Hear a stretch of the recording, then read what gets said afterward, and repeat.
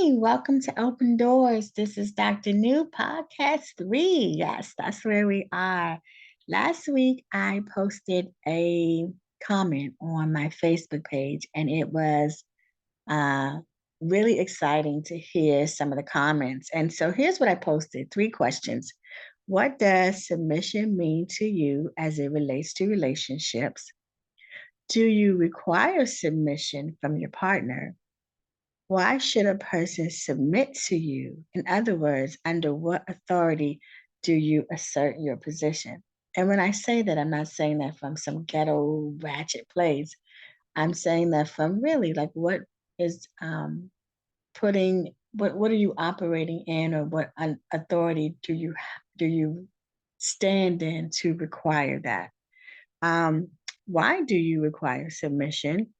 And would you submit and to someone? And if so, why? Now, in this conversation, I'm asking questions. This isn't a place where I want to spark a um, combative position, just more so, hey, this is how I feel. This is what works best for me. And that's it. Sometimes people can be in spaces where they believe that their way is the only way. And so if you don't believe what I'm saying, then this is how your life is going to be. And I'm not really doing that because there's so many different ways. There's so many different personalities here on planet Earth. And you'll find the person who mixes with your personality. So I don't want it to turn into my way is right, your way is wrong, and battle each other, but more just listen and hear what other people are saying. It doesn't mean you have to agree. It doesn't mean you have to accept that way of living into your world. It's just how they feel. So just sparking a conversation um, to learn. I've never had that I'm aware of anyone who came into my life that required submission based on you're going to do what I say because I'm the head and that's how it goes. And that's you're going to do this and you're going to do that. I haven't had that experience, but I do hear a lot of people talking about those types of experiences, and then they get into a dialogue about uh, paying bills and all that comes up, and it turns into such a heavy space. So I just really want to make it light, hear what you have to say, and learn. That's all. All right, so here are my views. I just typed it up and I'm going to read what I wrote so I can stay on track. My views on this is that I watch my ego to make sure I'm not requiring someone to submit to me. And I have to do that because I'm human and I want my way. I want things to go my way. I think that anyone who's requiring submission wants it to go their way. So I'm very careful to make sure that I'm not being in an ego state that requires someone to do what I'm saying.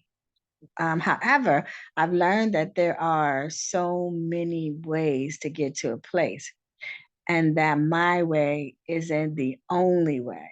That was a big lesson for me. So rather than submission, I'd like to be on one accord, which simply means we're traveling down the same road, on the same path. We move to the same beat. And, it's like we're on the same rhythm. At this point in my life, I kind of require that. I don't want to speak on the question, well, what if you're not in one accord? Because I don't want to create that space. And words are very powerful.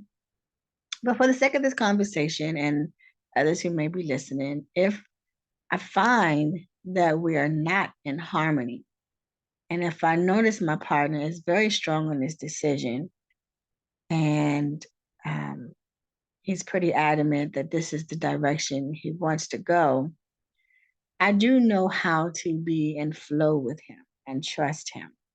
And that position only comes from this space, and that is uh, when there is a sense of leadership from him that comes from I got us rather than do what I say because that's what I said. I'm in total flow with that.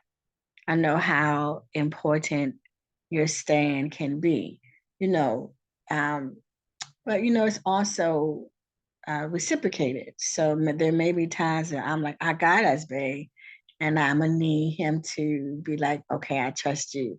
So I know I hear people say you have to let a man be a man and he has to lead. And I get that. um, but in my world, I believe that we should um, just kind of go with our energies and not necessarily because you're a man, you have it.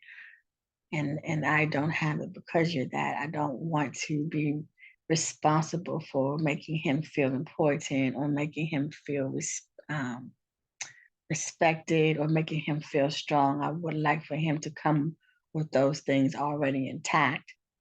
And then I just get to experience it, but not be the person that has to facilitate that for him. I hope that makes sense to you guys who are listening. And that's just my position on it.